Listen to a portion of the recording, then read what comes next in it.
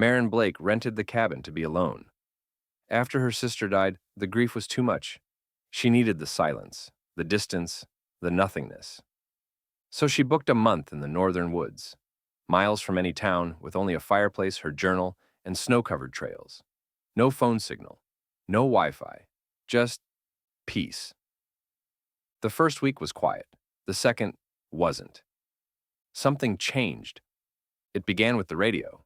She didn't remember turning it on, but it crackled to life one morning with a voice that didn't sound right, too flat, too smooth. "Good morning, listener. The weather's still watching you. Watching you. Not watching out for you." Then static. Then silence. She unplugged it. The voice kept going. The hiker. On day 11, a man knocked at her door, smiling, too still. No frost on his coat. He said his name was Kyle, and he was lost. But he didn't blink. And when she offered him tea, he tilted his head and asked, "What does it taste like again?" When she closed the door to call the police, not that her phone worked, she glanced through the window. He was still smiling and copying her breath, not breathing, mimicking. She left that night.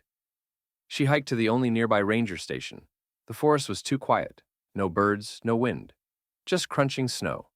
And once the sound of footsteps that stopped when she did. When she reached the station, the lights were on. 3 people sat inside. Faces too symmetrical. They looked at her without blinking and all spoke at once. "Welcome back, Marin. We missed your skin. They aren't human anymore." She ran. Back to the cabin. Barricaded the door. Watched the forest through cracks in the wood. At dusk, she saw dozens of them. People with human skin but not human movement. Their heads tilted too far. Their mouths opened too wide. They wore clothes like costumes, smiles like masks, and they circled the cabin. They didn't knock. They waited. The voice in the mirror. On day 14, Marin stopped seeing her own reflection.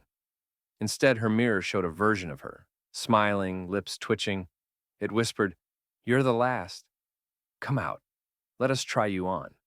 She smashed the glass. But outside, she heard a chorus of voices, all her own.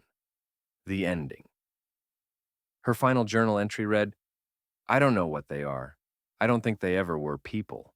They just wore us like clothes, but they need us to come willingly. That's why they smile. If I forget what real feels like, I'll smile back. Please, if you find this, don't open the door." They found the cabin a month later. Empty. Fireplace cold. Blood smeared across the mirror. And a new woman living there. Smiling. Too wide. They don't break in. They wait until you stop being human too.